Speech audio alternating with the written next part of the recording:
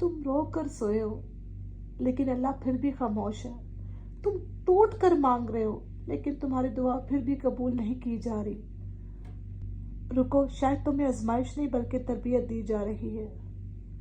जिस तरह यूसुफ अलैहिस्सलाम के हाथों पर जंजीर थी लेकिन तकदीर में बादशाहत लिखी जा रही थी, अल्लाह कभी कभार तुम्हें कैद करता है ताकि तुम्हें आज़ाद कर सके।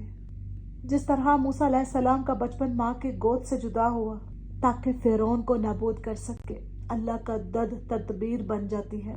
जिस तरह इब्राहीम अलैहिस्सलाम को आग में डाला गया और उस आग ने इब्राहीम अलैहिस्सलाम का बाल तक न जलाया, क्योंकि जो अल्लाह के लिए खड़ा होता है आग भी उससे सलाम करती है।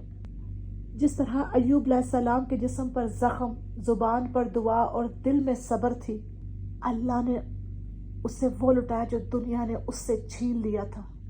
जिस तरह हजरत नूह अलैहिस्सलाम को दुनिया वालों ने मजनून कहा, लेकिन जब तूफान आया तो सिर्फ हजरत नूह अलैहिस्सलाम बचे।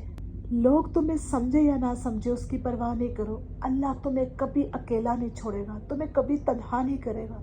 इस बात को ज़हनशी कर लो।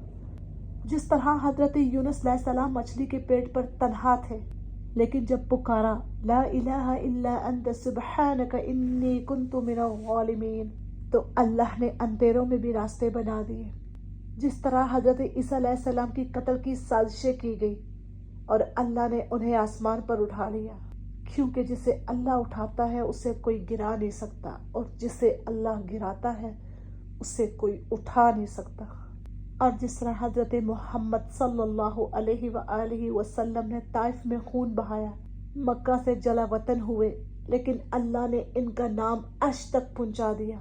लिहाजा याद रखो, जब रब तुम्हें आजमाता है, तुम पर मुश्किल भेजता है, वो तुम्हें तोड़ता नहीं बल्कि तुम्हें मजबूत बनाता है और नई बुलंदियों के लिए ढाल रहा होता है।